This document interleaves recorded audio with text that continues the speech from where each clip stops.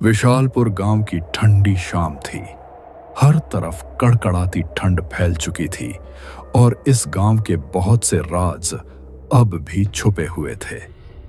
गांव में चौपाल के कोने में एक छोटा सा ढाबा था जहां गांव के कुछ लोग आया करते थे। आज भी कुछ लोग उस ढाबे पर ठंड के मौसम का मजा ले रहे थे। ये लो, ठंड का मजेदार मौसम भी आ गया भाइयों। हाँ, और सुरेश भाई, इस मौसम में फिर इस तरह के ढाबे की चाय का तो अलग ही मजा है। हाँ, तू सही कह रहा है। ऊपर से इस वक्त पूरे गांव में ये बिजली भी चली जाती है। लेकिन यही तो मजा आता है, बिजली चली जाती है और हम दोस्त यहाँ इकट्ठा होकर चाय का मजा लेते हैं। मेरा तो दिल करता है कि इस बरसात की पूरी रात यहाँ तुम दोस्तों के साथ गुजार लूं। हाँ, वो सब तो ठीक है, लेकिन तुम लोग शायद एक बात भूल रहे हो। इस रात में जब दीपक चाचा की कहानी हो जाती है तो मजा और भी डबल हो जाता है। वैसे मुझे लगता है ये चाचा की कहानियां सब झूठी होते हैं। नहीं, ऐसा नहीं है। चाचा के किस्से सिर्फ झूठी कहानियां नहीं होते, बल्कि सारे किस्से उनके सच होते हैं। आजकल के दौर में ऐसा कहाँ होता है, ये भूत, चुड़ैल और छलावा वगैरह। अच्छा, तुम लोग बहस न करो। ये चाचा अभी तक आए क्यों नहीं? मैंने कहा भी था कि थोड़ी देर में यहाँ आ जाना। वो लोग एक दूसरे के साथ बातें कर रहे थे कि तभी वहां दीपक चाचा उस ढाबे पर आ जाते हैं और उधर आसमान में बिजली की कड़क की आवाजें गूंज रही थीं। वो देखो, दीपक चाचा भी आ गए। अब इस बरसात में यहाँ ढाबे का असली मजा आएगा। कैसे हो तुम सब? लगता है कि मैंने तुम सबको आज बहुत इंतजार करवाया। हाँ चाचा, बात तो आप सही कह रहे हैं। हम सब आपका ही इंतजार कर रहे थे, लेकिन क्या हुआ? आपको आज इतनी देर क्यों हुई? बेटा, वो आज मेरी बीवी की तबीयत थोड़ी ठीक नहीं थी, तो उसके देखभाल के कारण यहां आने में थोड़ी देर हो गई। अच्छा, चले कोई बात नहीं। अभी हम सब बैठे हैं, बस आप आ जाइए और ये बताइए कि आज हम सबको आप कौन सा किस्सा सुनाएंगे। दीपक चाचा भी अब वहां उनके साथ बैठ जाते हैं और उन्हें किस्सा सुनाना शुरू कर देते हैं। अच्छा भाई, एक कप चाय कर दो मेरे लिए। अच्छा, तो आज मैं तुम लोगों को अपनी जिंदगी का डरावना किस्सा सुनाता हूं। ये बात मेरी जवानी के वक्त की है। उस वक्त तकरीबन बहुत रात हो चुकी थी और बारिश इतनी तेज थी कि रुकने का नाम नहीं ले रही थी। उस दिन मैं अपना काम खत्म करके ऑफिस से निकला ही था और वहां के बस स्टॉप के पास किसी बस का इंतजार करने के लिए रुक गया। मेरे आसपास अब कोई भी नहीं था, वहां सिर्फ मैं ही इंतजार कर रहा था। कुछ देर इंतजार करने के बाद मुझे अंदाजा हो गया कि जो आखिरी बस थी वो भी छूट गई है। तभी मेरी नजर रोड पर पड़ी तो मैंने वहां एक अजीब सी बूढ़ी औरत देखी। वहां अंधेरा ज्यादा था, इसलिए मुझे साफ कुछ नजर नहीं आ रहा था। तभी आसमान में जोर से बिजली कड़की, जिससे मेरा ध्यान वहां से हट गया और जब दोबारा मैंने उस जगह पर देखा तो वहां कुछ भी नहीं था। यह बात मुझे अजीब लगी और मैं उसी बारे में सोच ही रहा था कि तभी वहां से एक खूबसूरत सी साड़ी में एक लड़की मेरी तरफ आने लगी। वो वहां आकर मेरे पास रुक गई और ऐसा लग रहा था कि वो भी किसी काम से आकर बस का इंतजार कर रही हो। क्या हुआ जी?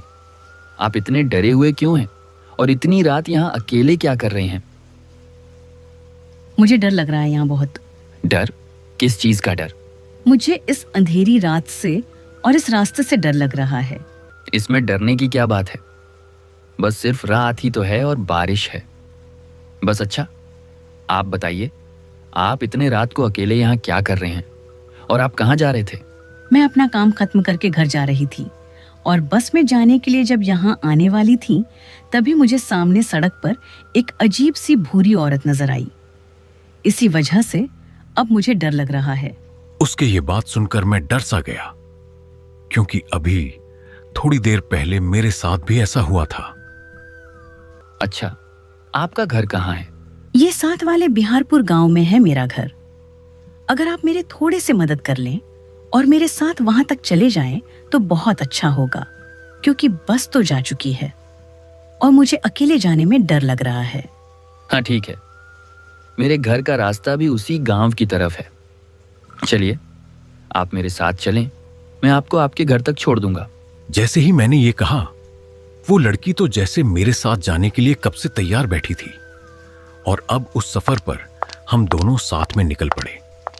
हम दोनों पूरे रास्ते बातें करते जा रहे थे। मुझे जो पहले थोड़ी सी डर लग रही थी, अब बिल्कुल भी नहीं लग रही थी, क्योंकि अब मेरे साथ वो लड़की भी उस सफर में थी।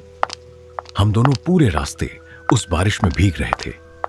पूरे रास्ते में अजीब अजीब सी आवाजें हमें आ रही थीं। एक जगह तो हमें ऐसी आवाजें आने लगीं जैसे कोई दूर खड़ा रो रहा हो। हम दोनों रास्ते पर चलते गए और वो रोने की आवाजें उतनी ही आती रहीं। फिर हम दोनों एक जगह पर रुक गए। अरे आपने कोई आवाज सुनी क्या? जी, कैसी आवाजें? अरे ऐसी आवाज जैसे कि कोई इस सुनसान जगह पर कहीं दूर बैठा रो रहा हो। हाँ, तो क्या तुम्हें भी ये आवाजें आ रही हैं? मैं तो समझा कि शायद सिर्फ मुझे ही ये आवाजें आ रही हैं, लेकिन छोड़ो। आज काली रात है ना, और सुना है कि इन काली रातों में यहाँ छलावे घूमते हैं। अरे चलावा पलावा कुछ नहीं होता। क्या आप भी इन फजूल बातों पर यकीन करती हैं? अजीब बात है। वहां वो खौफनाक आवाजें तो मुझे भी आ रही थीं, लेकिन मैंने उस पर ज्यादा ध्यान नहीं दिया।